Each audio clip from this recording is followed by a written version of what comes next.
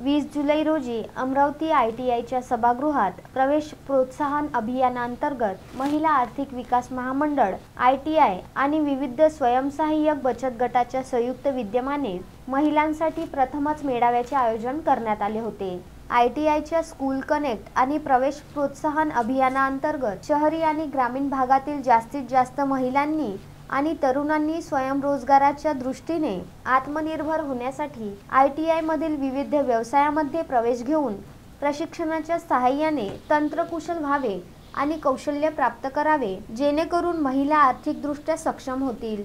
हे समाजातील बदललेलं चित्र इतरांना प्रेरित करेल असा आशावाद माविमचे जिल्हा समन्वयक सुनील सोसे यांनी उपस्थित बचत गटातील महिला आणि तरुणांपुढे व्यक्त केला। या मेळाव्याचे उद्घाटन मुख्य मार्गदर्शक सुनील सोसे यांनी दीप प्रज्वलित करून केले। अध्यक्षस्थानी ITIच्या प्राचार्या मंगला देशमुख ह्या होत्या, तर प्रमुख उपस्थितीमध्ये रहाटगाव ITIच्या प्राचार्या मनीषा गुढे, माविमचे सहाय्यक जिल्हा समन्वयक ऋषिकेश हायार, परिवर्तन लोकसंचलित साधना केंद्राचे व्यवस्थापिका प्रीती भैसे, ITIचे गटनिर्देशक ठोसे, अलका देशमुख आदी मान्यवर व्यासपीठावर उपस्थित होते। अमरावती ITIच्या प्राचार्या मंगला देशमुख यांनी उपस्थित महिलांना ITIच्या प्रवेश प्रोत्साहन अभियानाला सहकार्य करावे असे आवाहन यावेळी केले। आपल्या कुटुंबातील, ग्रामीण भागातील आणि वस्तीमधील महिला आणि तरुणांनी मोठ्या संख्येने ITI मध्ये प्रवेश घेऊन विविध व्यवसायाचे प्रशिक्षण घेऊन कौशल्य प्राप्त करावे,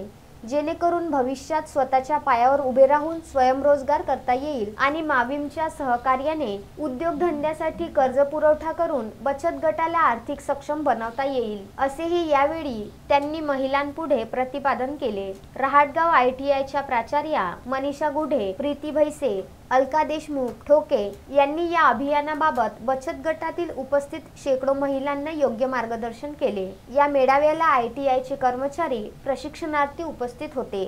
मेळाव्याचे सूत्रसंचालन आणि आभार प्रदर्शन सुरेन भांडे यांनी केले। Bureau report, Vidarbha news, Amravati.